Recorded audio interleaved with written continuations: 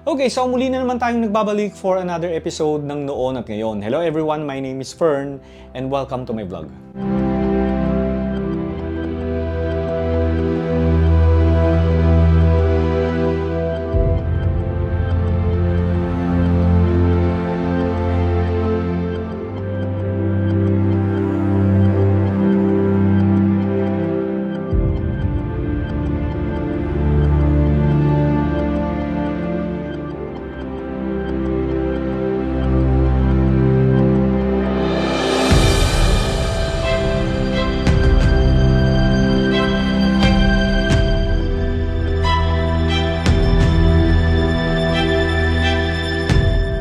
Okay, bago tayo magsimula mga kaitsubero, dun sa mga bago lamang na nanonood ng video na ito, bali ito yung ating part 3 kasi meron na tayong part 1 and part 2. So ilalagay ko na lang sa description below yung part 1 and part 2 para hindi na kayo maganap.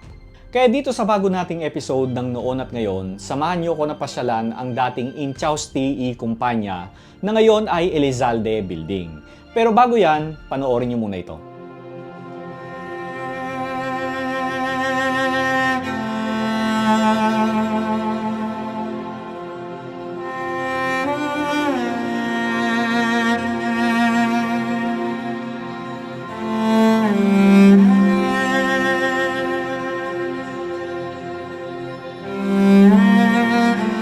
Ang Inchausti Commercial House o Inchausti y Kumpanya Building ay naitayo taong 1905. Ang arkitektura ay naglalarawan sa edad ng progresibong komersyo at kalakalan sa Iloilo noong ika-18th hanggang unang bahagi ng ika-20th century.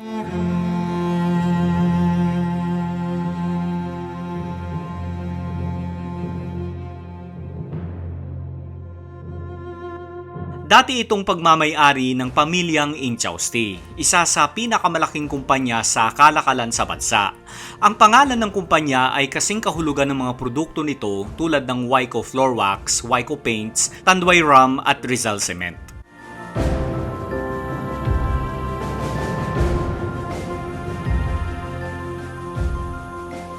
Sa huling bahagi ng 1920s, ang Inchausti y Kumpanya ay nasa ilalim ng pamamahala ng pamilyang Elizalde. Na kalaunan ay nakuha ang kumpanya at pinangalanan itong Elizalde and Company noong 1936 hanggang sa mabili ng Commission on Audit ang gusali para sa kanilang regional office. Nang lumipat ang COA sa bago nitong regional office sa Pavia, Iloilo, inilipat naman ng COA ang lumang gusali sa National Historical Commission of the Philippines at sinimulan ang restoration nito taong 2014 na natapos taong 2019.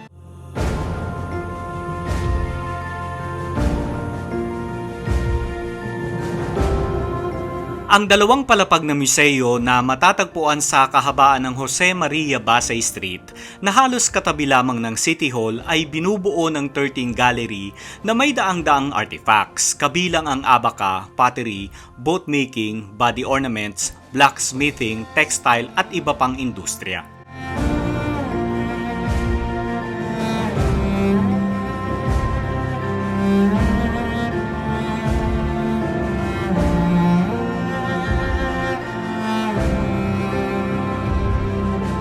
Sinabi ni Senator Franklin Drilon noon na nagpasimula ng proyekto, ang museo ay nagsisilbing paalala ng mayamang kasaysayan at kultura ng mga Ilonggo, lalo na't ang Iloilo ay isang sentro ng ekonomiya at politika.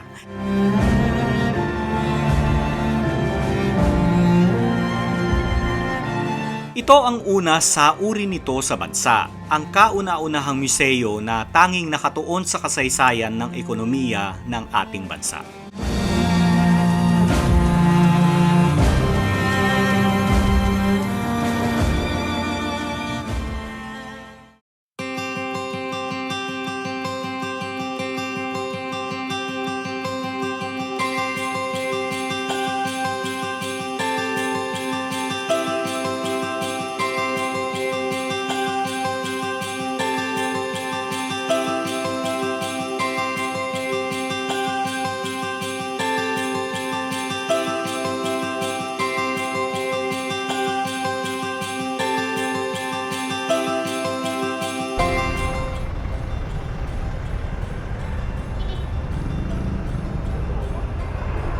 Ganda oh.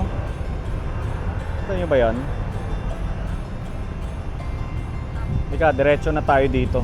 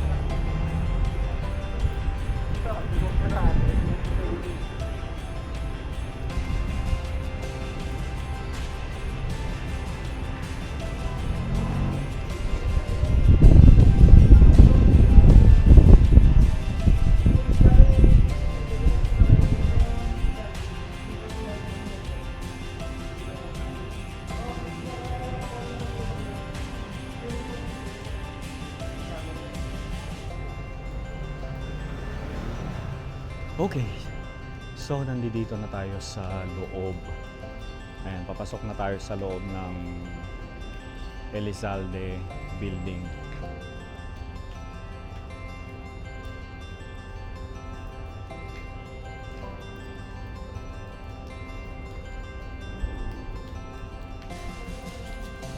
So, basahin muna natin yung etong historical marker.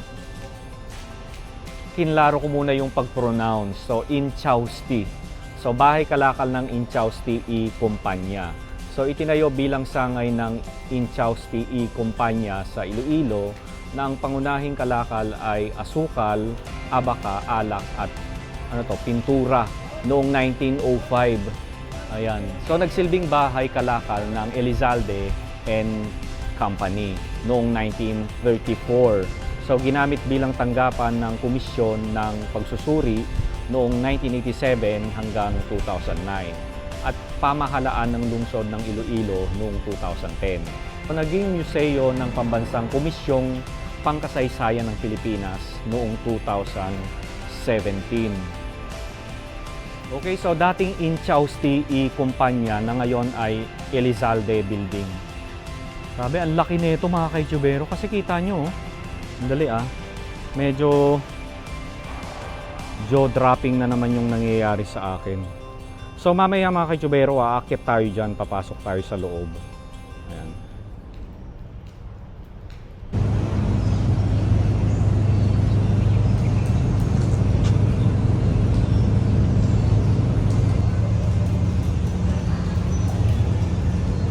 Okay, so kasama pa rin natin si Sir Jay ng Ilustrados and tour ng Iloilo, yes. Pwede po kami mag-cater dito, the whole Panay.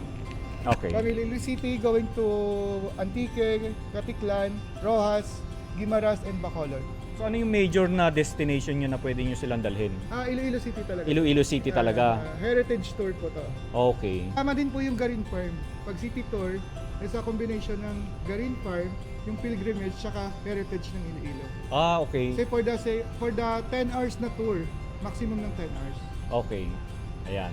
Maraming salamat sa iyo, Sir Jay. So, siyempre, isa si Sir Jay na talagang naging posible itong pag-travel natin dito sa Iloilo dahil din sa Ilustrados. Ayan. Thank you po. Ayan. Okay, so papasok na tayo sa loob ng Inchausti I Kumpanya na ngayon ay Elizalde Building. Ayan. So eto na-restore na to mga kaitsubero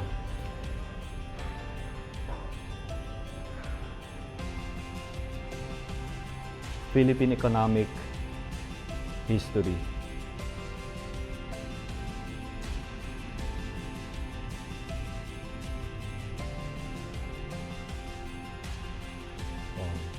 Machuca tiles. Siyempre kailangan machuca tiles para mag-match siya dun sa mismong building, no?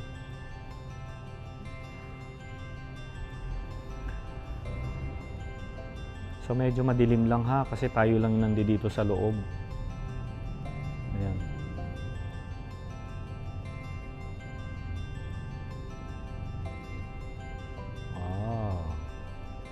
Andito na yung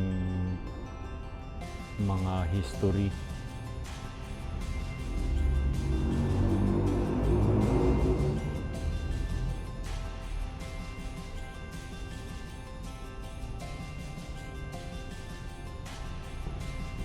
Ang linis, ang ganda. Talagang mansion na, no? Ito, Sir Jay, no? Yes. Itong, Pero hindi po siya naging bahay. Distillery lang po. yeah, oo. Pero para sa akin, parang mansion siya. Kasi kita nyo, staircase pa lang, oh. Ay, tignan natin itong ano, kung ano yung itsura niya noon ito.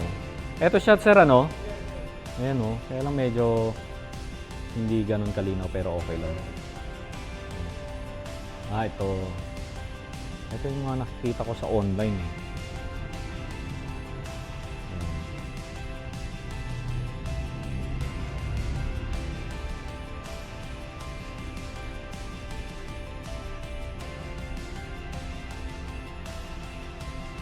So ito na yung noon at ngayon, di ba? Oh, noon at ngayon.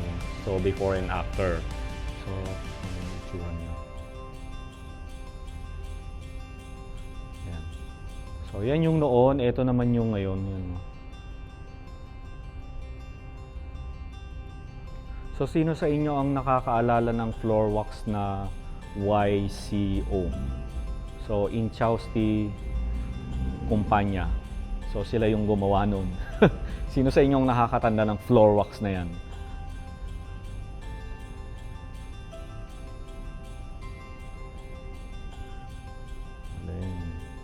So dito parang sarado, sir, ano? Hindi dito yung akyatan, ano? Dito tayo sa kabila. Here. Sinaunang bote ng Tanduay. Sinaunang bote ng Tanduay. Original old Tanduay bottles. Tapos ito,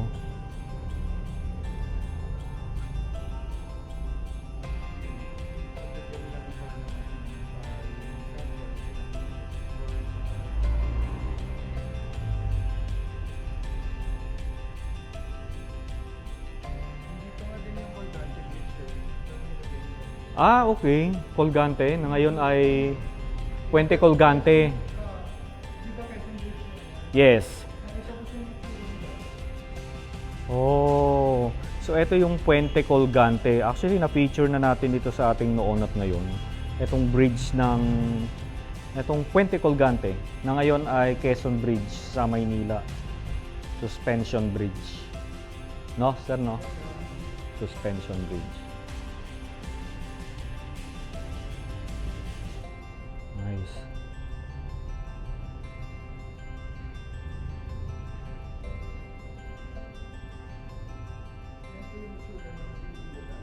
Eto.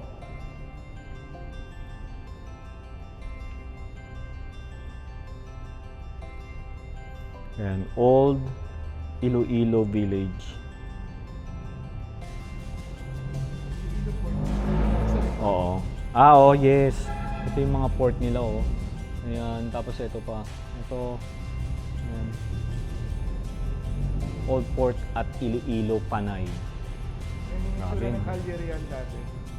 Talaga? Ayan, Calle Real. Wow. Oh, Calle Real. Ayan. Parang gusto kong time travel. Kahit mga isang araw lang. Pero gusto ko bumalik sa present Ayoko magstay doon.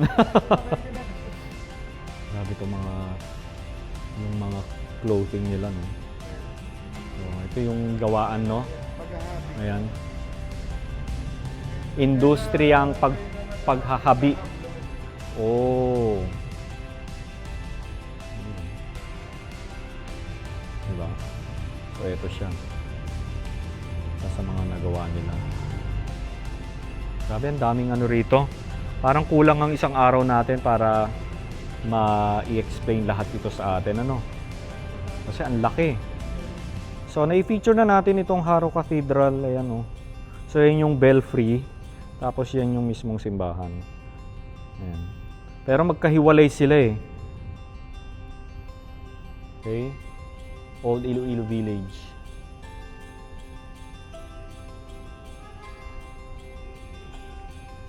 Grabe, ito ba yung mga dati, sir? Calle Real? Sa to? Pagsasaka. Yeah. Ito yung sa may sa kalabaw, yung sa leeg niya. Tapos ikaw dito, o yung magbubungkal habang naglalakad yung kalabaw.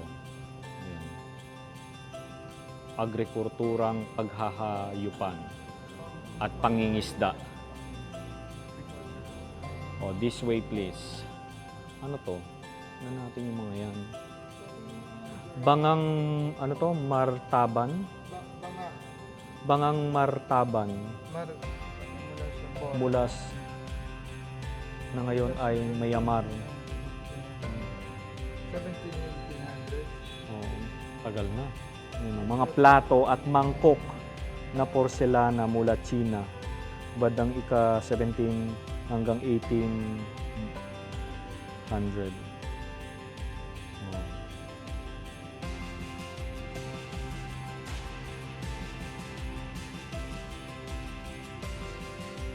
Parang tayo lang nandito, sir, Jay.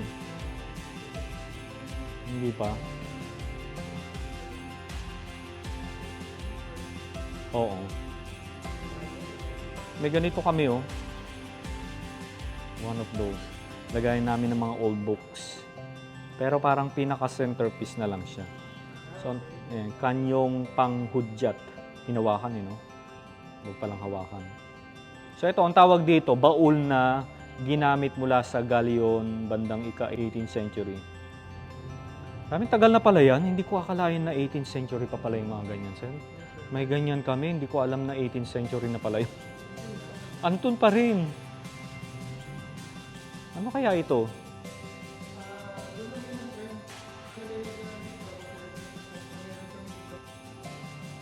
Ayun siya, oh. Wala, hindi natin masyadong aninag na kalapitan natin. Saan?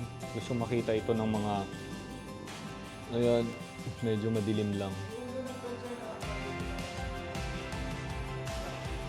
Ah, talaga? Mamaya makikita natin. Ayan. So, nandito pa lang tayo sa ground floor, ha? Wala pa tayo sa taas. Parang mas interesting yung taas, no? Ah, okay. Eto kasi more on Iloilo lang. Okay. Mas malinaw. 100,000. O, pinakamalaking pera by size. Ayan, 100,000 piso. Nakano talaga siya. Pero sana magkaroon tayo ng ganyan. Hindi ko sabihin yung ginagamit natin everyday. Pero masyadong malaki kasi, no? Kaya maganda na yung tigwa 1,000 lang siya. Okay, so akit na tayo, sir.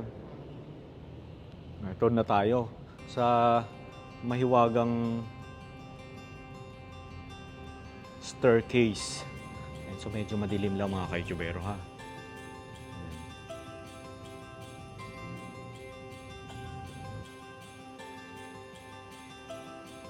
O, picture tayo, sir.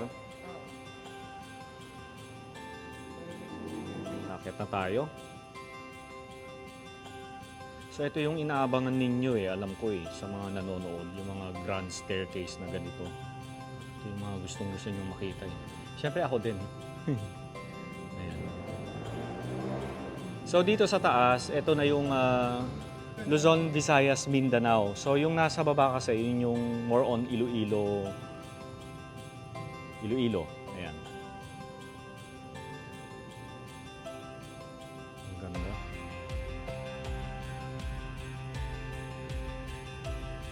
Saan naman tayo, sir? Dito naman tayo.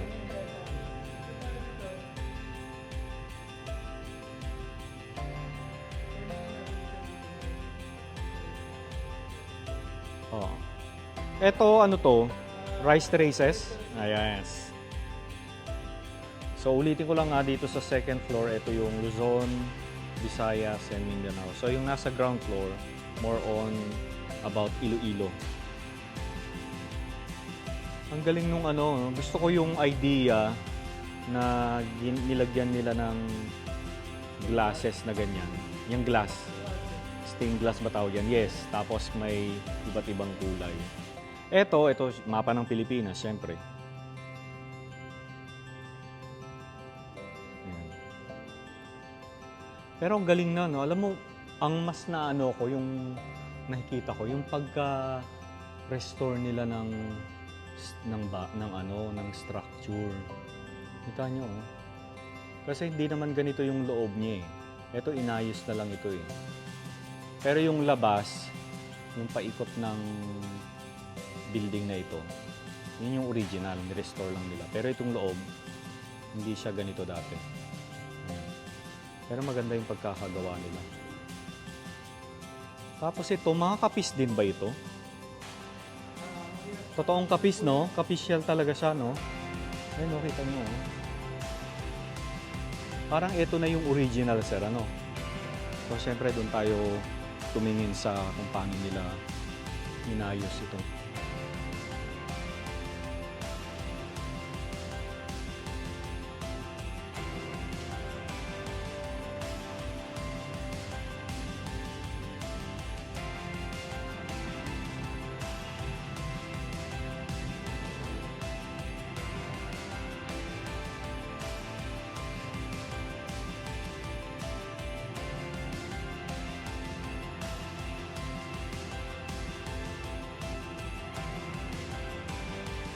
Gusto ko pumunta doon, sir, sa may ano, sa may mismong balcony kanina. Makakalabas pa tayo doon? Try natin. Galing na itong bangka, oh. Kita nyo, oh. Tawag dito, baroto. Pag sa Iloilo. Baroto? Baroto. Baroto. Ginagamit din ng mga taga-Mindanao. Parang nakakatakot naman ito, no? Pero normally kasi mga ganito, yung mga mabababaw lang naman na part ng binabangka nila, hindi yung patawid sa isla to isla. Bangkang Pangingisda, Buena Vista, Guimaras.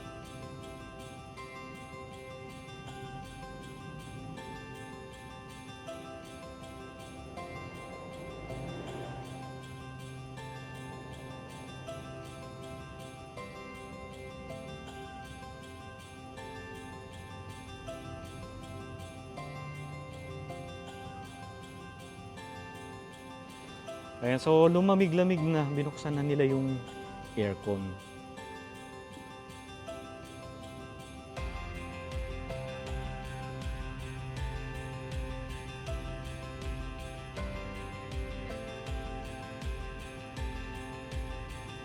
Ano kaya ito, sir? Parang na-curious ako dito. Oh, okay. Panday. Pagpapanday. Ayan o. Oh.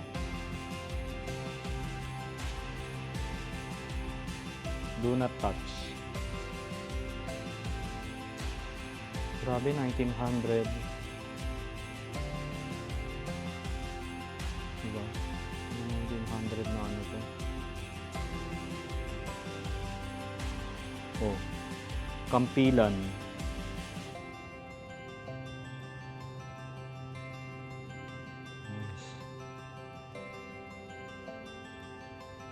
Parang ano na to, sir, ano, mga replica na lang na ginaya na ganito yung ano nila noon. Ginagamit. Oo, ginagamit, na ginamit. Danganan, danganan o danganan. How do you read that? Ito, sir, ano to? Tabako. Paggawa ng tabako.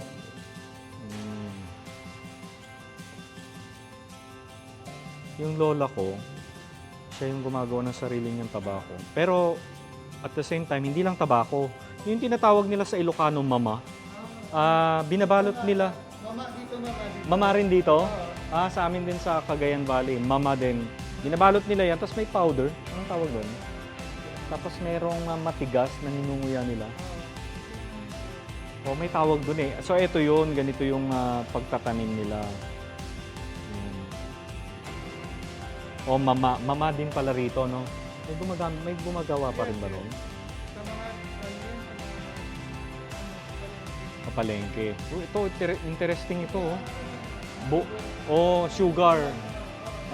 Okay. Oo.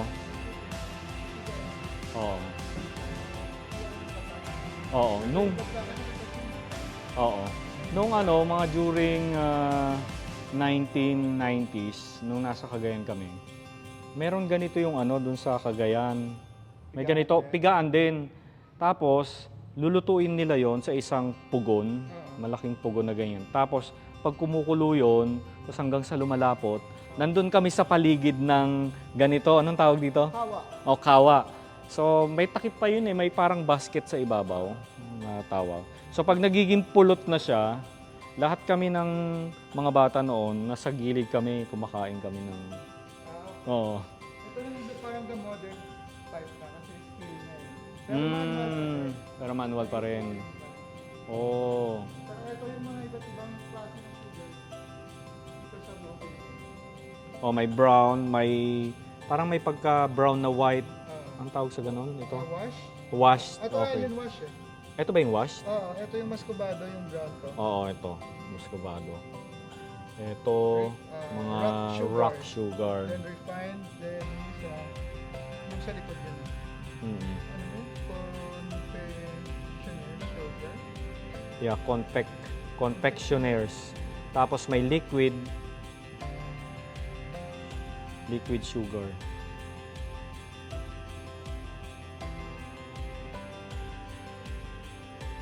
Okay, so dito naman tayo sa may balcony. Ayan. Dito tayo. Tapos tayo dito.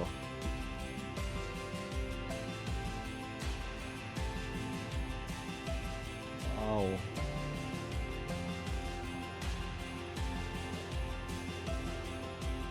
Ano kaya itong sahig na ito, sir? Itong matsuka, parang original ito. Ang galing ng pagkaka-restore nila rito. Ilang taon kaya nila ito ni-restore? Alam mo? I think siguro 4 years. 4 years. Ang ganda ng pagkaka-restore nila ng ano.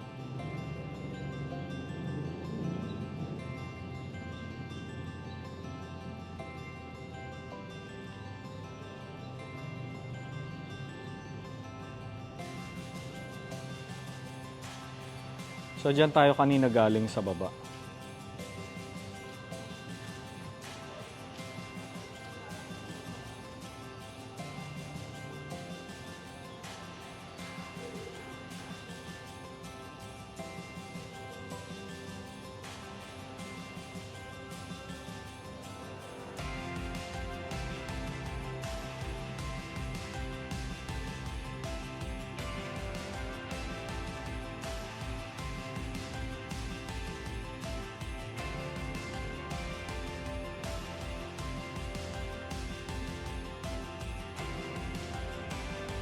Dramatic din itong hagdan nila na to, no sir, ano? Ang ganda.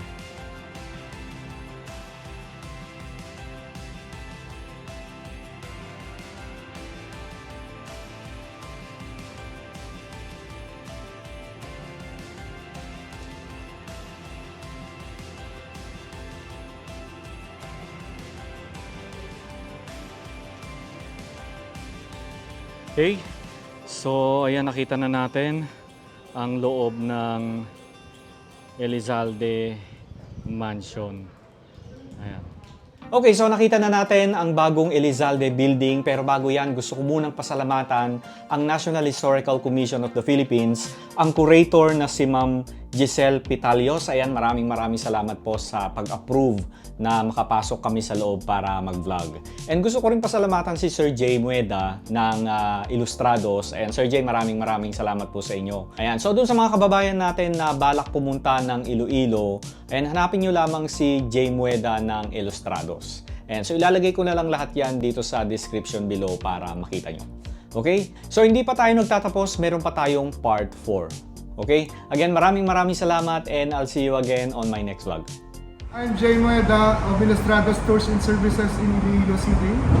The Ilustrados word po came from the word Ilustrados ng Old Iloilo. We cater tour po dito sa Iloilo. Pwedeng heritage, pwede din pong beach. Then we cater po dito lahat ng tour sa buong Panay. If you want to, ako po yung mag-arrange ng tour nyo dito, pwede naman po. Pwede po tayong pumunta dito sa going from northern side ng Iloilo to Isla Gigantes, going back to dito sa south ng Iloilo, where the Garin Farm was located. So sa tour po natin, pag dito po sa Iloilo City Heritage Tour, kasama po rin yung Garin Farm, pupuntahan po natin yung mga mansyon na pinaglumaan dati ng mga Ilonggo po. Yung ibang mansyon is also open to public. Minsan iba din, may restaurant, may coffee shop. So, punta na po kayo dito. You can contact me through my Facebook page, Ilustrados Tours and Services or my personal Facebook po, J Mueda. Thank you!